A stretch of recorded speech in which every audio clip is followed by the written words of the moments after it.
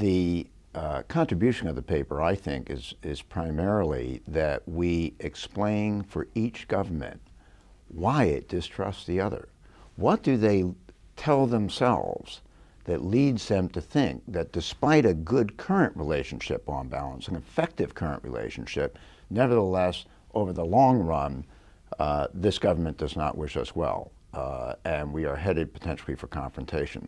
So we explain, because on each side it's not just an emotion, it's an analysis that leads them to that conclusion, and neither side understands the other side's analysis.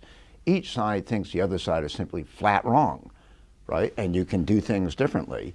So we are explaining the logic behind the analysis on each side, so that I wrote for the Chinese government, my Chinese colleague wrote for our government to enable them to better understand why, for example, Beijing distrusts Washington. What does Washington do that triggers this kind of response in Beijing? And the hope is that if each side better understands the analysis, they'll be better able to address those issues and perhaps reduce distrust. What we've done to date, bilateral dialogues, economic interdependence, lots of students back and forth and so forth, has not successfully addressed the issue of deepening distrust. So we've got to do some things differently. And this, we hope, will make it more possible for both sides to think creatively about that and do something.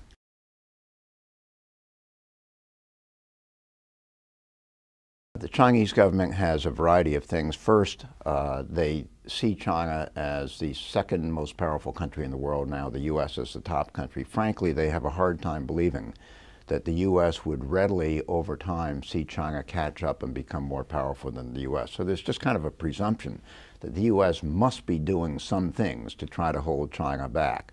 I suspect they think because they would do that if they were in the same position. Secondly, the U.S. has a global democracy agenda. China is not a democracy. They feel that over time, the more the U.S. talks about democracy and promotes democracy globally, that's got a China consequence to it, and the consequence is that the U.S., it isn't that the U.S. will pull on a rock, try to invade the country and bring about regime change, but if China should become unstable, that the U.S. would quickly use means such as cyber intrusion and so forth to increase the instability in the hope of regime change in China. And of course, the leaders of China regard that as a very hostile position to have. Third, the Chinese, based on their history, there's a long history of U.S.-China relations since the People's Republic of China was established in 1949. The first 20 years of that was totally hostile. And China still thinks that the U.S. Engages China in part to shape China's policies to suit U.S. interests. And so, their history, what they call their century of humiliation for China as a whole, well before the People's Republic, has given them a very skeptical view of the intentions and the activities of the industrial powers overall. They suffered a lot at that. So they bring history to bear.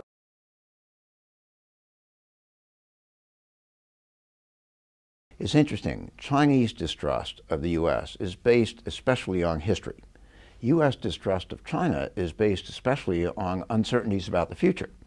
And one of their uncertainties in the U.S. government is, as we see Chinese attitudes, we sense that there is somewhat of a zero-sum perspective. In other words, that China thinks it can realize its potential only if it is able to weaken the U.S. enough that the U.S. will give China the space necessary to do what China wants to do. But if China is going to have a zero-sum approach, then that raises some question on the U.S. side as to whether a win-win future, a basically cooperative future, is really going to be feasible. So, of course, that creates incentives on the U.S. side to hedge against Chinese efforts to weaken the U.S. Chinese see that, they react, and you can see the kind of self-fulfilling prophecy that is possible here.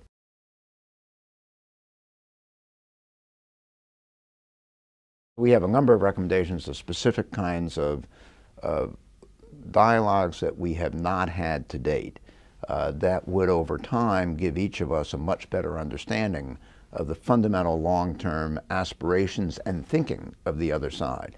We also recommend some specific activities. For example, U.S. U.S. firms have long invested in China.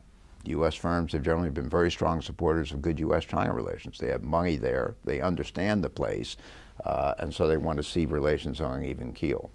We think that it's time for Chinese firms to invest on a much larger scale in the United States.